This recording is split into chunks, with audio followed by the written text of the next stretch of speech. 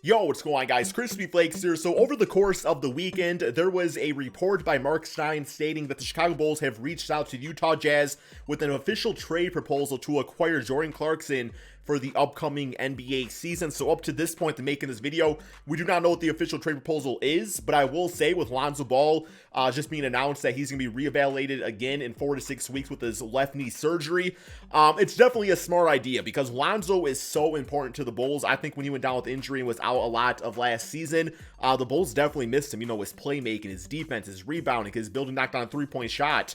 It's just so important. They were not the same team. So I think reaching out to some of these rebuilding teams and trying to, get a really solid guard in Jordan Clarkson makes a lot of sense. So before we get going on this video, checking out potential trade proposals and everything with the Chicago Bulls, if I can ask you to please hit that subscribe button. Keep in mind, this is my full-time job and I want to keep it that way because I love doing this. So hitting that subscribe button, man, that like button allows me to continue doing this. Thank you guys so much for that. But yes, so let's hop over to NBA 2K22 and let's kind of check out what I think this trade would be looking like. If I'm being honest, I think it's pretty self-explanatory here.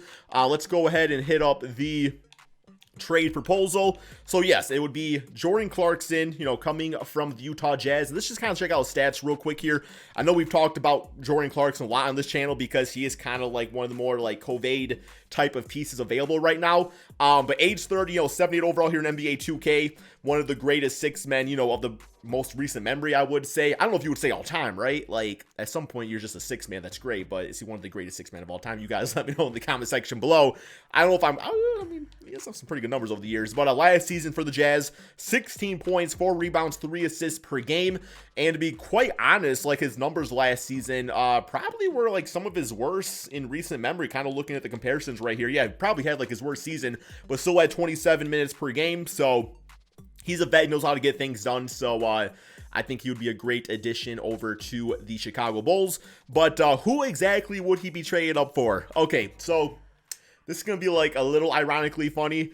For a few years now, I've been saying that the best role for Kobe White was to be like a Jordan Clarkson type of role. And a lot of people thought that was disrespectful. They were telling me, yo, Crispy, like Kobe needs to be starting on the Bulls and everything.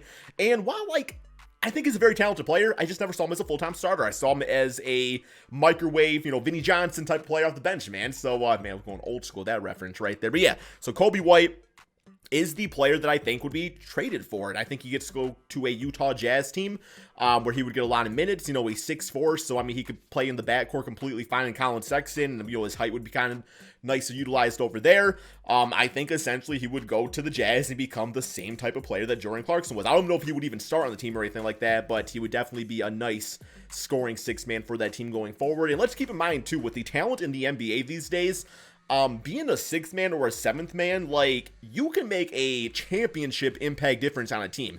It used to be back in the day, you'd be told that, oh, you're coming off the bench, like, you suck, like, you're not a starter. But those six-man position roles are so damn important, man. It's why the Celtics went out and got a guy like Malcolm Brogdon, right? So, okay, as far as this trade goes, what's it saying? It says that the Bulls would acquire $4.07 million more, so they wouldn't need to actually toss in about $4 million here in salary.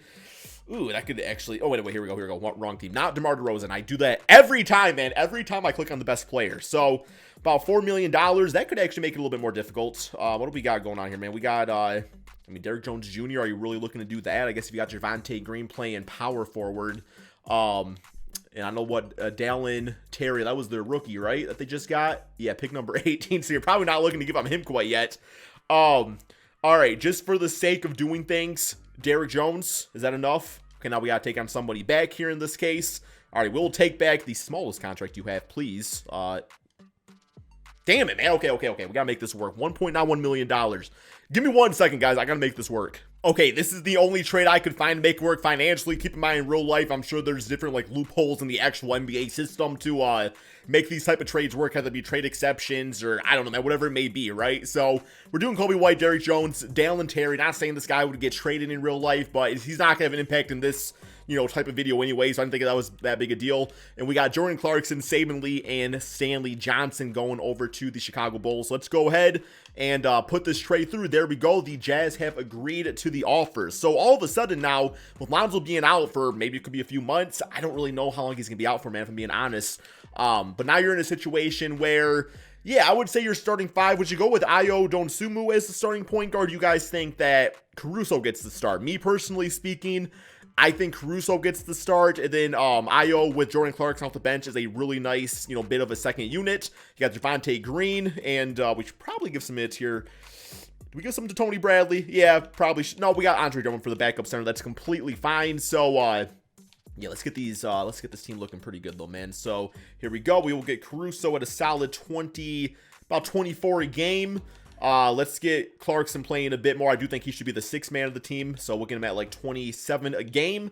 And yeah, I think that's really good until Lonzo Ball can get his way back from injury. And like I said, man, you're getting a really highly scoring impact player for that 6th, 7th man role on the squad, playing with Andre Drummond and Ayo. So, I mean, that's a really good bench unit, man. Like, you can kind of definitely rock out, and then eventually, you add Caruso to that once Lonzo Ball is back from injury.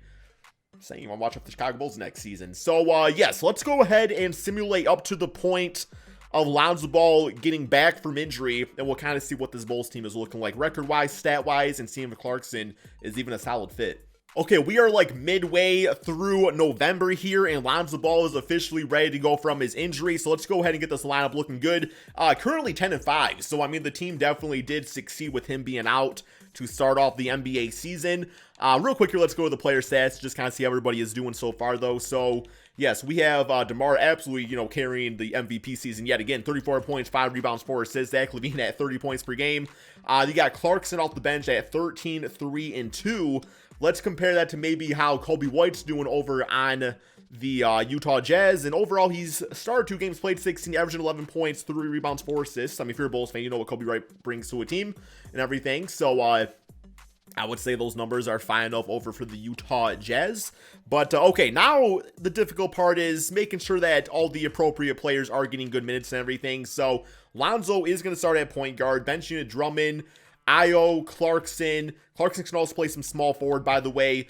Then Alex Caruso. And I do think you would still want to give, like, some minutes here to Javonte Green for that power forward position, although Patrick Williams and DeMar DeRozan can both play the power forward position completely fine. Let's go ahead and simulate the rest of this NBA season. Okay, end of the regular season, guys. 59-22. I think Bulls fans would definitely take that for a successful regular season. One more game against the Detroit Pistons, simulate through date, and finish with a W on the season. So we got Luka MVP, Jabari Smith Rookie of the Year, Ben Simmons 6th man. All right, Billy Donovan is Coach of the Year. So All NBA first, All NBA second, and All NBA third, with DeMar DeRozan making that. So shout out to him. But let's go over here, man. So we are first seed in the Eastern Conference. I do want to see how Lonzo played for the team. Since coming back from injury, I'm going to guess pretty damn good if those are the numbers we're putting up. But he was at 9 points, 4 rebounds, 8 assists, 2 steals. So you love the 8 assists, love the 2 steals as far as being like an aggressive scorer.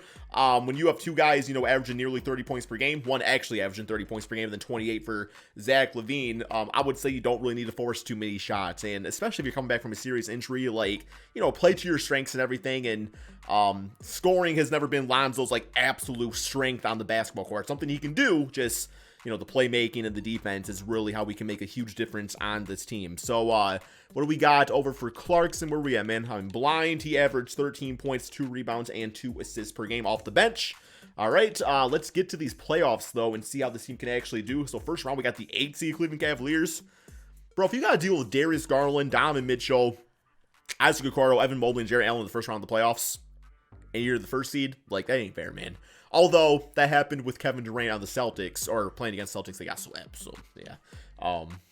Maybe the seeding does say more than I let on at times. Simulate through date, and, wait, not date, simulate round. Here we go, and easy peasy, man, 4 games to 0.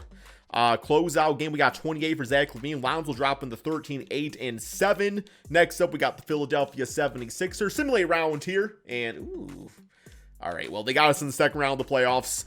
I would say, look at this Bulls team. I think they're very talented. Is there a guaranteed championship team here? No, I wouldn't quite go that far.